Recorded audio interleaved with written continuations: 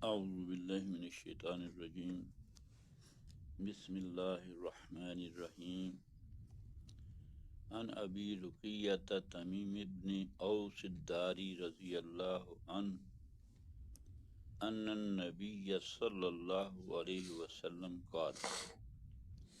ابو رقیہ سیدنا تمیم ابن اوس داری رضی اللہ تعالی عنہ سے روایت ہے کہ نبی اکرم صلی اللہ علیہ وسلم نے فرمایا، الدین النصیحہ،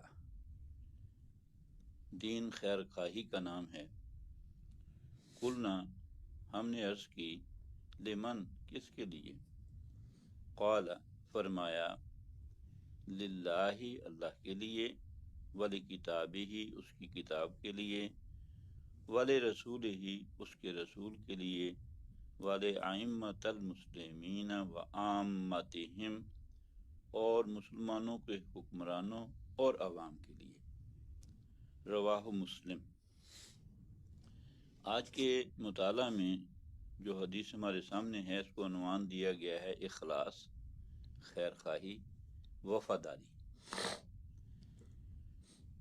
اور اس میں ہمیں تین چیزوں کا علم ہوا، باتوں کا پتہ چلا۔ ایک یہ کہ یہ روایت کس نے کی ہے، دوسرا یہ پتہ چلا کہ یہ روایت کس کتاب میں، رواہ مسلم۔ دو باتیں ہو گئی۔ تیسری بات ہمیں یہ پتہ چلی کہ اس کا نفس مضمون کیا ہے، اور اس میں جو یاد رکھنے کی بات ہے اور ہر مسلمان کو یہ یاد ہونی چاہیے، وہ ہے الدین النصیحہ۔ یہ یاد رکھنا اس لیے آسان ہے کہ یہ دونوں لفظ ہمارے جانے پہچانے ہیں۔ ہم دین اسلام روزانہ ہی اس پہ بات کرتے ہیں، اور نصیحہ، جس کو ہم نصیحت کہتے ہیں، یہ بھی ہمارے استعمال میں ہے۔ تو لہٰذا اس کو اپنے ذہن میں حاضر کر لیا جائے کہ اتنا سا ٹکڑا تو ضرور یاد کر لیا جائے کہ دین خیر خواہی کا نام ہے۔ اب ان کو ذرا کھول دیتے ہیں۔ دین کا مطلب اور نصیحت کا مطلب اگر ہم سمجھ گئے تو اس حدیث کا پورا مفہوم ہمارے سامنے آ جائے گا، جس کی وضاحت آگے کی بھی گئی ہے حدیث مبارکہ کے الفاظ میں۔ الدین جو ہے نا، یہ ہے طرز زندگی، ضابطۂ حیات، یہ بھی ہم لفظ بولتے ہیں۔ قرآن مجید میں ہے، سورہ آل عمران ابھی ہم پڑھ کے آئے ہیں، تو اس کی 19ویں آیت میں اللہ تعالیٰ فرماتے ہیں، ان الدین عند اللہ الاسلام۔ طرز زندگی تو اللہ کے نزدیک اسلام ہے، جس میں سلامتی ہو، امن ہو۔ یہ ہوگا تب جب اللہ کے دیے ہوئے قوانین کے مطابق انسان زندگی گزاریں گے، اپنے وہ فرائض ادا کریں گے، دوسروں کے حقوق کا خیال رکھیں گے، تو نہ کوئی کنفلکٹ ہوگا اور نہ کوئی پریشانی ہوگی۔ ہر انسان کی زندگی سکھ کے ساتھ گزرے گی۔ یہی وہ وجہ ہے کہ سارے اس ہماری محنت کا حاصل، یعنی ہر مسلمان یہ چاہتا ہے کہ اگر دین اسلام کا غلبہ ہو، ہمارے ہاں قانون شریعت کا ہو، تو ہر انسان جو ہے وہ سکھ کی زندگی جی سکے گا۔ اب اس کی تفصیل جب آپ صلی اللہ علیہ وسلم نے یہ الفاظ، بڑے گہرے الفاظ کہے، تو صحابہ نے پوچھا، کلنا، اچھا یہ دین کی میں نے بات کی، اب ان نصیحہ کیا ہے، جس کو خیر خواہی اور وفاداری اور اخلاص کہا گیا ہے؟ تو یہ خیر خواہی اور اخلاص یہ ہے کہ اللہ نے جو حقوق مقرر کیے ہیں ان کا خیال رکھا جائے۔ آدمی اپنے حق کی تو بات کرتا ہے کہ یہ مجھے حق نہیں ملتا، لیکن وہ یہ نہیں دیکھتا کہ اس نے کہیں دوسروں کے حقوق کو پامال تو نہیں کر دیا۔ اس حوالے سے سوال پوچھا حاضرین نے، صحابہ اکرام نے، قلنا، ہم نے عرض کی، لمن، کس کس کے حقوق ہم ادا کریں؟ قال، آپ صلی اللہ علیہ وسلم نے فرمایا، للہ، سب سے بڑا حق تو اللہ کا ہے، کیونکہ اس نے ہمیں پیدا کیا، وہ ہمیں رزق دیتا ہے، وہ ہماری حفاظت کرتا ہے، اور سب سے بڑھ کے یہ کہ اس نے ہمیں وہ آخری گھر جنت، اس کا راستہ دکھایا ہے، اور وہ راستہ دکھایا ہے اپنی کتاب کے ذریعے سے اور اپنے رسول کے ذریعے سے۔ لہذا دوسرا حق کتاب کا ہو گیا، ولی کتابی ہی، اور اس کی کتاب کا یہ حق ہے کہ اس کی تلاوت کی جائے، اس میں سوچ و فکر کی جائے، اس کو سمجھا جائے، اس پہ عمل کیا جائے، دوسروں تک اس کو پہنچایا جائے، اس کے قانون کو نافذ کیا جائے، تو تب تو یہ طرز زندگی اسلامی بنے گا۔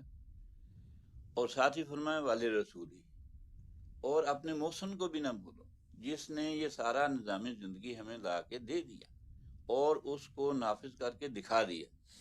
سب سے پہلے تو اس کی رسالت کی، آپ صلی اللہ علیہ وسلم کی رسالت کی گواہی، اور پھر اس کے ساتھ آپ کے فرما برداری اور وفاداری، اوپر آیا نا عنوان میں وفاداری، کس سے؟ رسول اللہ صلی اللہ علیہ وسلم سے۔ وفاداری کا طرز عمل، اتباع، محبت میں ڈوب کر حکموں کو ماننا، دل میں شوق ہو کہ آپ صلی اللہ علیہ وسلم کی زندگی کس طرح تھی اور میں بھی اپنی زندگی کو ویسے بناؤں، تو یہ اللہ کے رسول کا حق ہے۔ وَلِأَئِمَّةِ الْمُسْلِمِينَ وَعَامَّتِهِمْ، اب آ جائیں جو حکمران ہیں، ان کے حقوق کیا ہیں؟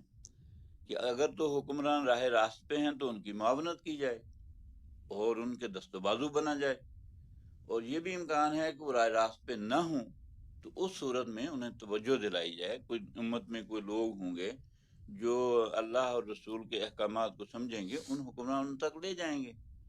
اب دیکھتے ہیں کہ ہر روز کوئی نہ کوئی، یہ جو عوام الناس میں ہم ریلیاں نکالتے ہیں یا احتجاج کرتے ہیں، دراصل حکمرانوں کو متوجہ کرنے کے لیے۔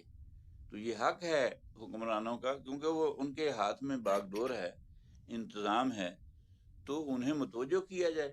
اگر وہ نیک ہوں تو ان کی معاونت کی جائے، جیسے قرآن میں ہے کہ تعاونوا علی البر والتقوی ولا تعاونوا علی الاثم والعدوان، نیکی اور خیر کے کاموں میں تو تعاون کا ہاتھ بڑھاؤ، لیکن جہاں گناہ کی بات ہو، نافرمانی کی بات ہو، تو وہاں تعاون نہ کرو، اس کے خلاف کھڑے ہو جاؤ۔ اور اگلی بات آئی وعامتہم، اور عوام الناس کے بھی حقوق ہیں۔ یہ ہم بڑے اچھے طریقے سے جانتے ہیں، ہم میں سے ہر کوئی جانتا ہے کہ اپنی اگر رشتہ دار ہے کوئی، اس کا کیا حق ہے، پڑوسی کا کیا حق ہے، عام مسلمان کا ایک مسلمان پہ کیا حق ہے۔ وہ آپ صلی اللہ علیہ وسلم نے مختلف انداز میں ہمیں سمجھائے ہیں کہ جو چیز اپنے لیے پسند کرو، اپنے بھائی کے لیے بھی وہی پسند کرو، آپ اپنے پڑوسی کا خیال رکھو اور اپنے رشتہ داروں سے حسن سلوک سے پیش آؤ۔ اس میں آپ صلی اللہ علیہ وسلم کا اسوہ مبارک جو ہے وہ ہمارے لیے نمونہ ہے کہ آپ اخلاق کا پیکر ہیں، آپ ایک اچھے باپ ہیں، آپ ایک اچھے سپہ سالار ہیں، آپ ایک اچھے معلم ہیں، مربی ہیں۔ تو وہ ساری صفتیں اپنے اندر لانی ہیں۔ یہی وجہ ہے کہ ہم یہ بیٹھے دین کو سیکھ رہے ہیں کہ دین خیر خائی کا نام ہے۔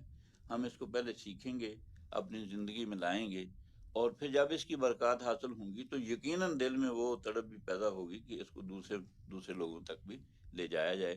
اللہ تعالیٰ ہمیں اس کی توفیق عطا فرمائے۔ اقول قولی ھذا استغفر اللہ لی ولکم ولسائر المسلمین والمسلمات وآخر دعوانا ان الحمد للہ رب العالمین۔